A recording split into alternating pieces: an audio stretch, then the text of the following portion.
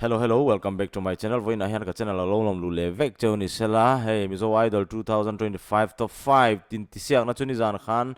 han ti to a han ron rek le dona voi na hian voi na kan ron rek tu chu vanal nei pui la kha kan ron rek dona ni he channel hi lo subscribe lo tu te han khonga in lo subscribe la lo share lo like la lo like la notification bell po kha lo on la ti chuan kan video ron da zong te hin lon in lo mu thin don ya video an lut phot tiang le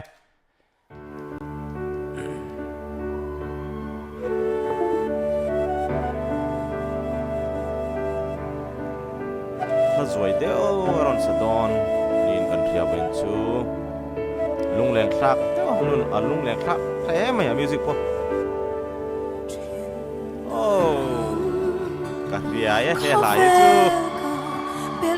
chú tung nghe asa tu tung nghe ni ta oh thế này là hết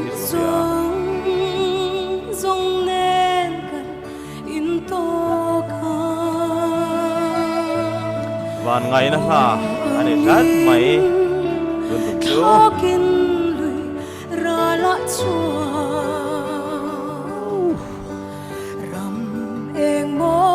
ôi hít cho xìa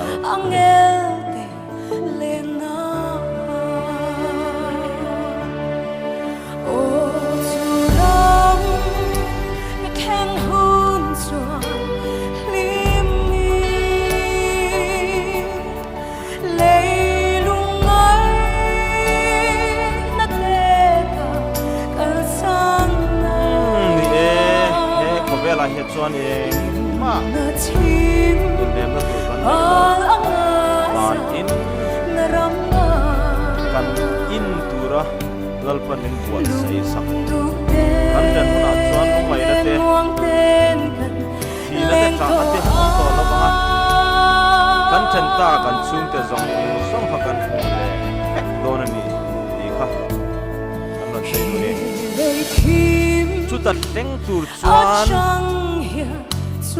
in pai to em ti kha karon zot du cheu ni lo en tu zong ke chu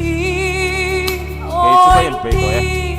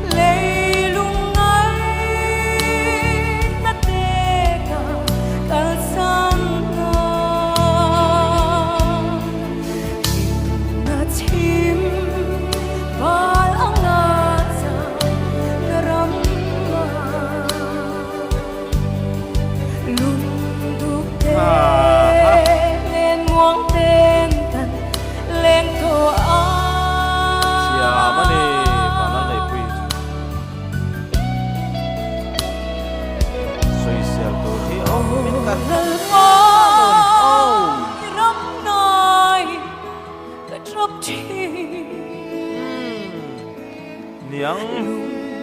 em có về lên chơi trời om em ấy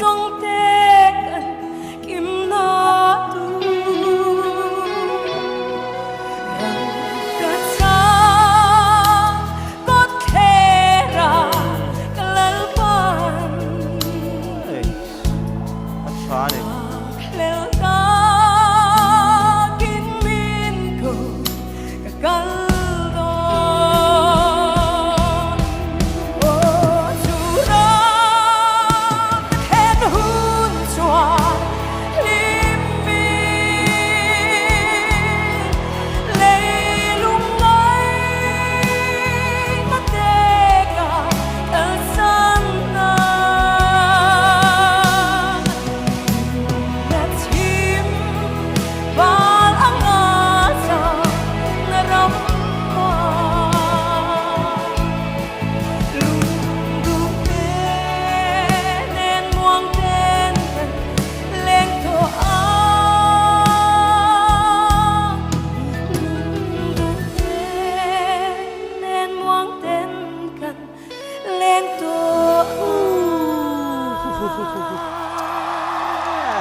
van lal nei pui o that zia hi chu mo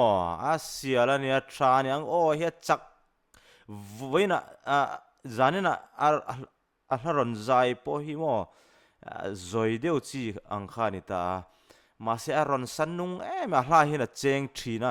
ka soi du chu heta hian van lal nei pui mizo idol a hian tel lo po ni se tun laya mizo singer professional singers kan nei zong zong te po hia le heng ho po hi heng ho zinga po hian tel sela adoi big lawang ti hi chu karon soi du ni sela a o hi china